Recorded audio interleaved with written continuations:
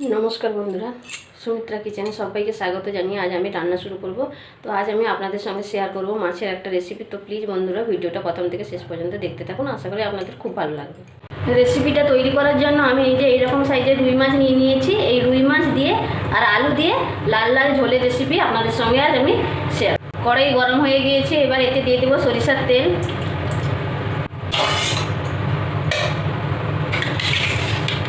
এবার আমি মাছগুলো দিয়ে দেবো।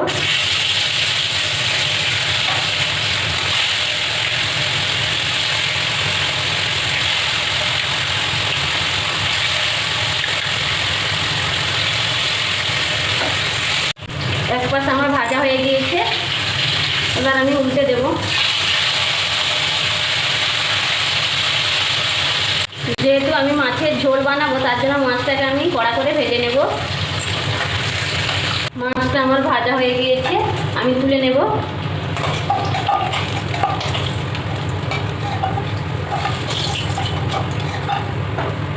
বাকি মাছগুলোকেও তুলে দিয়েছি, এগুলোকেও আমি একইভাবে ভেজে নেব। এই যে দেখুন, সমস্ত মাছ আমার ভাজা হয়ে গিয়েছে। ওই তেলের মধ্যে আমি কেটে রাখা আলুগুলো দিয়ে দিয়েছি। এবার ওইগুলোকেও আমি ভেজে নেব। দিয়ে দিচ্ছি হলুদ গুঁড়ো, অল্প একটু লবণ দিচ্ছি। এবার আলুগুলোকেও আমি লাল করে ভেজে নেব। আলুগুলো আমার ভাজা হয়ে গেছে, আমি তুলে নেব। কড়াইতে আবারও তেল দিয়ে দেব। তেলটা গরম হয়ে গিয়েছে, এবার এতে দিয়ে দেবো 1 চামচ রসুন বাটা।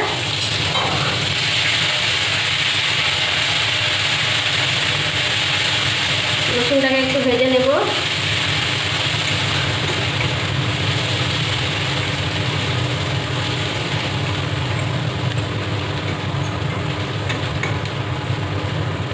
অল্প একটু জল দিয়ে দিচ্ছি। এতে দিচ্ছি 1 চামচ লাল লঙ্কার গুঁড়ো, 1 চামচ হলুদ গুঁড়ো। নেড়ে নেব। লঙ্কাটাকে একটু ভেজে নেব। দিয়ে লঙ্কাটা একটু ভেজে নিয়েছি, এতে দিয়ে দেব 1.5 চামচ মতো আদা বাটা।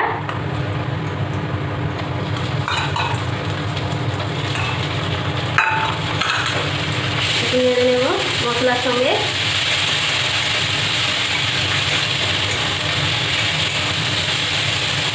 এবার এতে দিয়ে দিচ্ছি 3 থেকে 4 চামচ পেঁয়াজ বাটা। এটাকেও আমি মশলার সঙ্গে নেড়ে নেব। এবার এতে দিয়ে দেবো 1 চামচ ধনে গুঁড়ো।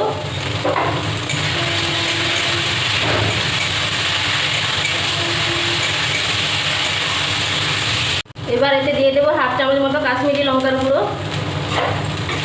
এটাকেও আমি মশলার সঙ্গে একটু কষিয়ে নেব। একটু জল দিয়ে দিচ্ছি।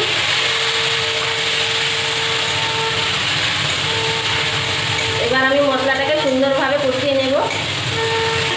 মশলাটা আমার কষানো হয়ে এসছে, এতে আমি ভেজে রাখা আলুগুলো দিয়ে দেব। আলুগুলোকে দিয়ে দিয়েছি। এবার এগুলোকে মশলার সঙ্গে ভালো করে কষিয়ে নেব। এতে দিয়ে দিচ্ছি পরিমাণ মতো লবণ।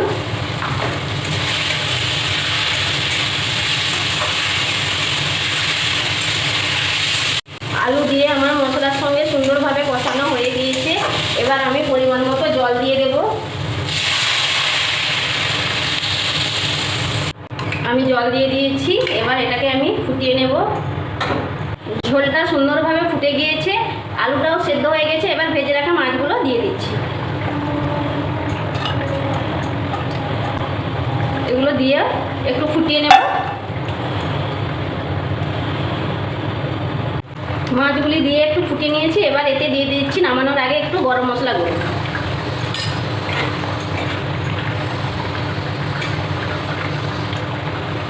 আলু দিয়ে মাছের ঝোল একবারে আমার রেডি হয়ে গিয়েছে। এবার আমি নামিয়ে নেব। আলু দিয়ে মাছের লাল ঝোল আমার রেডি হয়ে গিয়েছে।